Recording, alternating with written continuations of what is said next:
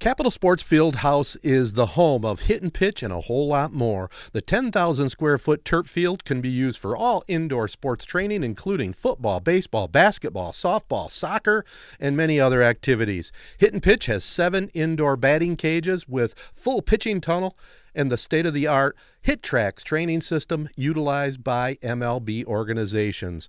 Located in the old Capitol Bowl J.C. Penney block on South Washington in Owosso, Michigan. For more details, call Capital Sports and Hit and Pitch at 989-472-4624 or online at capitalsportsfh.com.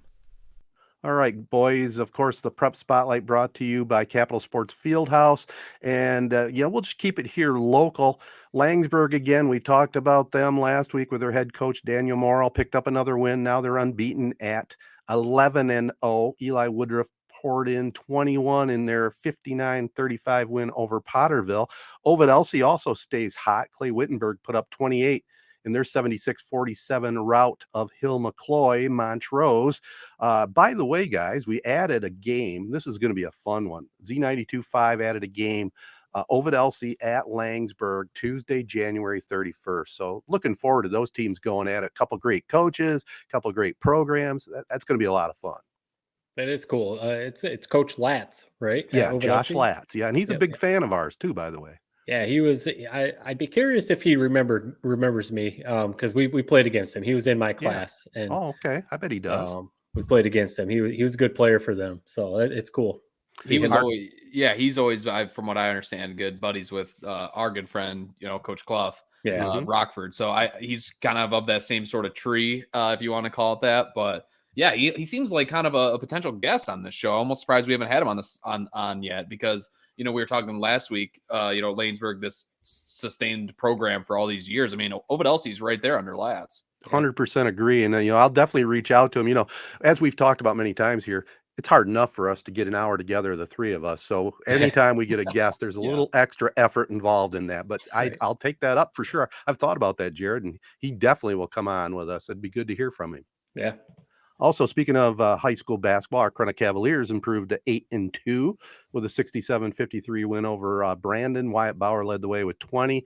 Coach Rocky Buscemi over there just keeps getting it done, just picks up W's, runs a good program over there. He came up from the Detroit area, and this team now starting to believe in themselves. 8-2, they got some talent on that team, and they're still really young, a lot of juniors on that squad. Similar to the football team. I mean, they're building something focused on this year, but maybe bigger things next year. Absolutely.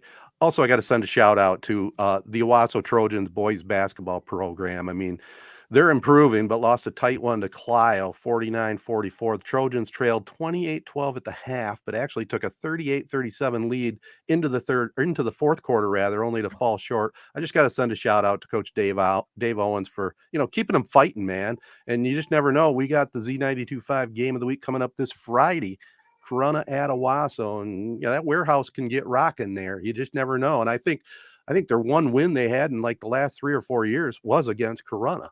So you never know. I tell you what, it is it's two different teams at the warehouse and then not at the warehouse. There always seems to be a little extra magic and definitely a lot of hatred in the gym when Corunna and Owosso meet up. Especially the student sections. Sometimes a little bit out of control for this old guy, but that's the way it goes. Yeah, I remember a little throwback. So my senior year, obviously, we had Josiah Erbright, who transferred over school of choice. Yeah. Right. Educational reasons, came over to Corunna, played basketball for us. You grew up in Owosso, and you want to talk about an electric crowd. That first time we played at Owosso versus Owosso, oh man, that was a tense game. We won, of course, but that was rowdy. That was a rowdy environment. That was cool though. And what's fun, I just got now that really sparked a idea in my brain, Matt, because Ted, you're saying how that the one win against Corunna came, whatever, 3-4 years ago. That's kind of been a tradition over the years where it seems like when there's good players at Owosso, they seem to kind of jump the fence and come to Corunna. Well, what's funny about that game, I remember, I think Corunna had like 3 or 4 kids from Owosso, and Owosso still came and like beat Corunna. So that's just kind of a funny little thing that's been happening for years that Owosso kind of had the last laugh in a few years ago. Well, we'll see what happens Friday night. We'll be bringing you the girls game exclusively through 3 Point Podcast, and the boys game on Z92.5, and also replayed at 3 Point Pod. One final note here in the prep spotlight: the Morrice Lady Orioles, Mackenzie Dorner set a new school record with 9 triples and finished with 31 points as the Orioles down Flint Beecher 54-38. They're having a pretty good season over there. I think they're 9-3 on the girls side, and anybody that can hit 9 3-point shots, boy or girl, that's pretty impressive. Yeah, it's a lot better than I ever shot it. That's for damn sure. I don't know if I've ever made 9 threes, even like in a row. Like if I was just standing in a gym by myself, there's no chance I've ever even done that. So to do it, Did you ever make one? Did you ever make one in a varsity game, Jared? Oh yeah, I've had a couple games with a couple, man.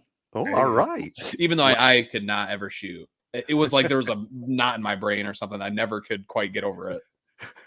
You were just a defensive stopper, is what it is, huh? I was nothing. I was a bench cheerer. So team, great glue guy, man. But you got to have the glue.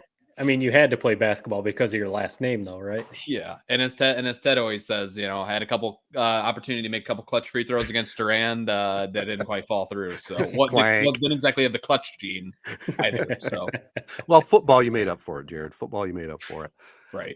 All right, that's our prep spotlight brought to you by Capital Sports Fieldhouse.